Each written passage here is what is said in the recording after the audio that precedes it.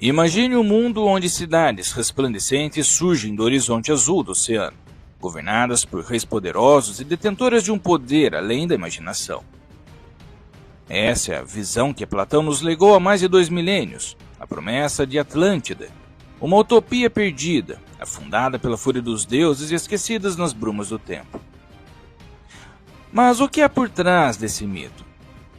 Como uma narrativa contada em 2 diálogos filosóficos se espalhou pelos séculos, capturou a imaginação de exploradores renascentistas, inspirou mapas impossíveis e acendeu caçadas arqueológicas ao redor do mundo. De relatos de viajantes medievais a filmes de Hollywood, Atlântida tornou-se sinônimo de mistério de uma civilização avançada que ultrapassou seus limites. Nesse vídeo vamos traçar a origem dessa lenda, desvendar os contos que a tornaram imortal e confrontar as evidências científicas. Será que sob as ondas existe algum mesmo vestígio dessa cidade perdida? Ou tudo não passa de um dos maiores mitos já inventados pelo ser humano? Prepare-se para navegar pelas profundezas do passado e descobrir como a Atlântida continua a nos fascinar, apesar das marés implacáveis que separam mito e realidade. Mas antes de entrarmos nessa história, gostaria de pedir que deixe um like para ajudar no alcance desse vídeo, bem como pedir que se inscreva e selecione o sino de notificações para não perder os vídeos como esse que posto semanalmente. Outra ferramenta que ajuda muito é o botão de hypar que fica ao lado dos comentários, e caso queira colaborar, aperte e selecione a opção gratuita que a plataforma oferece. Há também na descrição uma lista de livros e cursos a preços bem acessíveis, bem como uma chave Pix caso queira colaborar de forma voluntária. Em 360 a.C., Platão apresentou nos diálogos chamados Timeu e Crítias o fascinante relato da Atlântida como sendo uma ilha prodigiosa que emergiu além dos pilares de Hércules, local que hoje sabemos ser o Estreito de Gibraltar, e que era um império que conquistou reinos e, por fim, afundou sob o jugo de cataclismos. Embora exposta como uma narrativa verdadeira pelo sofista Crítias, que faz parte desse diálogo, essa história mescla descrição geográfica, enredo bélico e reflexão filosófica, servindo ao autor para ilustrar, por meio de um mito, o poder das instituições ideais, e que para muitos leitores põe um peso de credibilidade. O relato de Timeu tem início quando um sacerdote egípcio confidencia ao renomado estadista ateniense Solon os registros de um poderoso reino vindo do ocidente, pelo que ele chamou de Oceano Atlântico. Segundo ele, essa civilização ficava em uma ilha monumental, maior que a Líbia, e é a região que os gregos chamavam de Ásia. A partir dessa massa de terra cercada por ilhas, seu povo avançado alcançou outras ilhas e continentes, até que, levados por uma ambição extrema, buscaram escravizar todos os povos que viviam na costa do Mediterrâneo e além. Foi então que Atenas, sozinha e abandonada pelos aliados, ergueu-se como líder grego, derrotando os invasores e liberta os povos submetidos.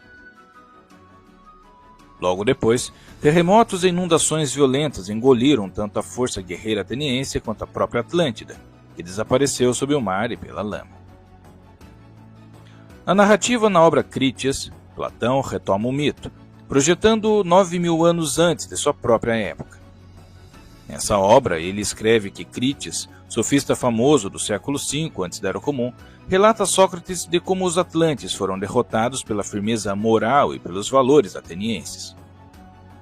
Entre os detalhes revelados na obra Crítias, a ilha de Atlântida é retratada como sendo montanhosa e rica em planícies férteis, cujas águas e terras ficavam dispostas em anéis concêntricos e protegidos pelo deus dos mares, Poseidon, e também fala que o primeiro rei dessa civilização se chamava Atlas, e portanto era em sua homenagem que se chamava Atlântida, o oceano ao seu redor de Atlântico. O povo dessa ilha prosperou ao longo de muitas gerações e conquistou as terras ao redor do Mediterrâneo. Seus habitantes, avançados em tecnologia e arte, exploravam metais, criavam elefantes, construíam portos. Os templos eram revestidos de prata, ouro e marfim, e erguiam muros de bronze. Haviam também fontes termais, ginásios, hipódromos e uma frota capaz de lançar 10.000 carros de guerra, sendo uma civilização que chegou ao ápice de poder e da prosperidade. Porém, segundo Crítias, Zeus, ao perceber seu abuso de poder e arrogância, convocou os deuses e decretou um castigo exemplar, causando terremotos e inundações que submergiram toda a ilha, selando o destino de um império que, por sua soberba, sucumbiu para sempre no fundo do mar. Vários pensadores clássicos após Platão demonstraram um fascínio pela Atlântida. Entre eles, Crântor, membro da Academia de Platão, redigiu um famoso comentário sobre o Timeu e considerava o relato de Platão uma narrativa factual. A lenda retorna na obra de Plutarco, em A Vida de Solon, relatando que o grande legislador ateniense pretendia compor um poema sobre a história ou mito de Atlântida, informado pelos sábios de Sais, no Egito. Segundo Plutarco, Solon abandonou o projeto não por falta de tempo, mas por idade avançada e receio de não suportar essa tarefa.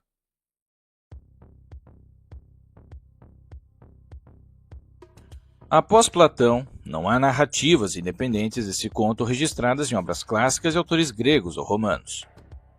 Durante a Alta Idade Média, as obras de Platão, os diálogos Timeu e Crítias, foram copiadas e preservadas por escribas em mosteiros europeus. Esses manuscritos, em sua maior parte escritos em latim, garantiram a sobrevivência tênue da lenda atlântica ao longo dos séculos medievais. Durante o século V da nossa era, o estudioso e grande filósofo neoplatônico chamado Próclo Lício escreveu seu comentário ao Timeu para revelar o tecido oculto que liga o relato cosmogônico de Platão a uma tradição metafísica mais ampla. Essa é uma única fonte antiga que retoma partes do relato, onde se resumem e discutem os diálogos de Platão, mas sem acrescentar versões novas à história. Pensadores medievais raramente debatiam Atlântida como um fato histórico. Em vez disso, incorporavam o mito como metáfora moral ou alerta espiritual, enquadrando a cidade afundada como exemplo de orgulho humano castigado por Deus. Essa leitura alegórica se alinha ao uso medieval de histórias antigas para reforçar ensinamentos cristãos sobre humildade e virtude. Mapas medievais e relatos de viajantes como Marco Polo apresentavam ilhas misteriosas e chamadas de terras além do conhecido. Embora nem sempre chamadas de Atlântida, essas Insulae Incognite refletiam o fascínio por civilizações perdidas e reforçavam a aura lendária da ilha submersa nas bordas do mundo conhecido. Apesar de preservado em alguns manuscritos, o mito de Atlântida praticamente passou despercebido durante grande parte da Idade Média. A Europa medieval priorizava narrativas bíblicas e crônicas locais, relegando a lenda atlântica a menções esporádicas até seu redescobrimento mais sistemático na era das grandes navegações. Embora ofuscado, o breve brilho da Atlântida nos séculos medievais serviu de ponte entre o mundo clássico e o moderno. Ao chegar ao período chamado Renascimento, eruditos encontraram nos códices monásticos o fio histórico que possibilitou uma reapropriação mais ampla do mito, agora impulsionado pela sede de novas terras e conhecimentos. Desde o século XVI, as interpretações modernas de Atlântida começaram a surgir como uma mistura de especulações ligadas ao Novo Mundo. E inspirado pelo conto de Platão e pelas viagens pelo Novo Mundo, no século XVI, Sir Thomas More popularizou em seu livro Utopia esse mesmo termo, utopia, onde a palavra grega outopos significa lugar nenhum ou lugar que não existe, estabelecendo uma ponte entre as Américas e sociedades perfeitas, como se presumia que Atlântida fosse. Em 1553, o historiador espanhol Francisco Lopes de Gómara sugeriu que Platão se referia à América, ideia que ganhou eco em várias obras, como a do inglês Francis Bacon, que explorou essa ideia em seu conto Nova Atlântida, onde um personagem remonta a história de Platão e situa Atlântida no continente americano. A partir daí, muitos passaram a ver nas ruínas maias e astecas os vestígios daquela lendária civilização. No início da Idade Moderna, o encontro dos europeus com os povos indígenas das Américas alimentou essas visões utópicas, fazendo crescer teorias consideradas hoje pseudo-históricas, pseudocientíficas ou pseudo-arqueológicas.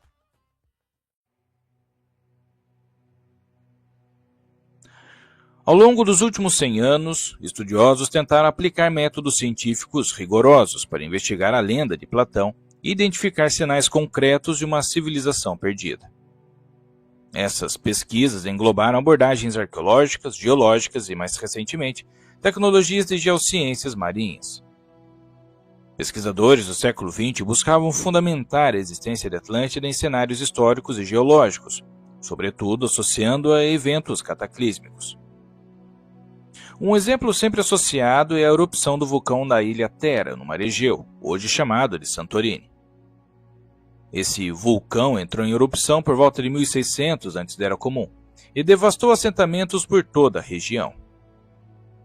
Muitos consideram a ilha de Atlântida e seu desaparecimento inspirado por essa erupção vulcânica e consequente terremoto e tsunami, que destruíram a cultura que residia ali, possivelmente associada à civilização minoica, sendo que grande parte da ilha afundou nesse cataclismo. Thera possuía uma vasta rede comercial e riqueza artística, o que a tornaria aos olhos de sociedades coevas uma civilização avançada. Portanto, transformar sua catástrofe em mito seria uma forma dramática de preservar sua memória.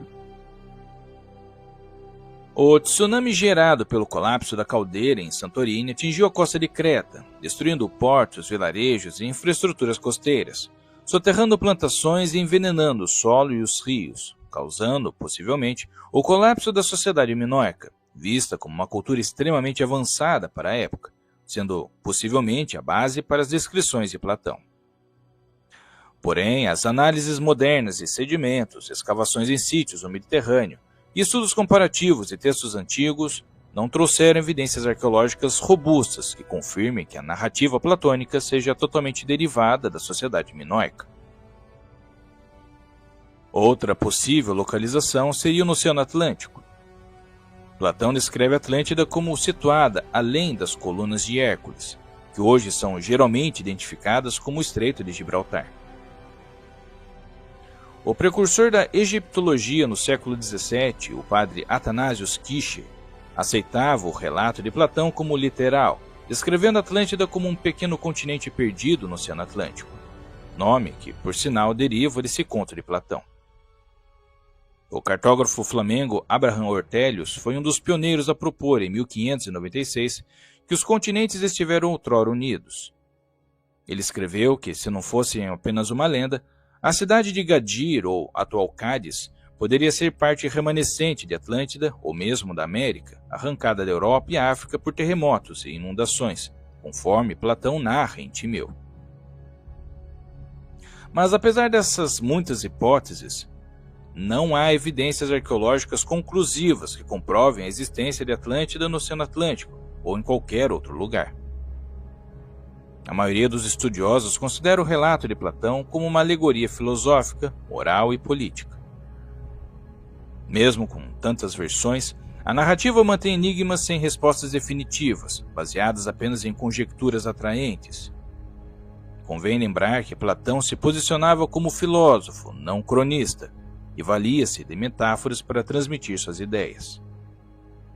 Como ele descreve em seu diálogo Critias, é inevitável, suponho, que tudo o que todos dissemos é uma espécie de representação e tentativa de semelhança. Platão apresenta a história de Atlântida em seu valor literal como um instrumento para exaltar Atenas. Segundo Critias, o relato serve para mostrar que a antiga Atenas, alicerçada em seu Estado de Direito, era capaz de preservar a própria liberdade diante do invasor estrangeiro, e além disso, também há um componente moral claro de que a ambição por riqueza e poder conduz inexoravelmente à destruição. Se Atlântida existiu ou não, talvez nunca saibamos com certeza, mas o fascínio que ela desperta revela algo profundo sobre nós, que é a nossa eterna busca pelo significado, por origens esquecidas, por civilizações que talvez tenham sido mais sábias do que imaginamos. O Oceano Atlântico, com sua vastidão e mistérios, continua sendo um símbolo dessa jornada, um espelho líquido onde projetamos nossos mitos, nossas dúvidas e nossos sonhos.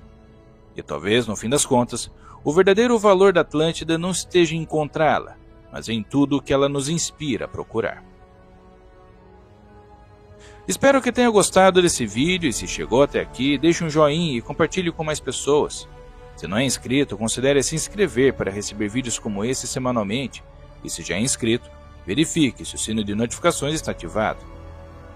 Na descrição tenho também links para livros e cursos e até uma chave Pix caso considere contribuir com o meu trabalho. Desde já agradeço seu tempo e atenção e até a próxima história.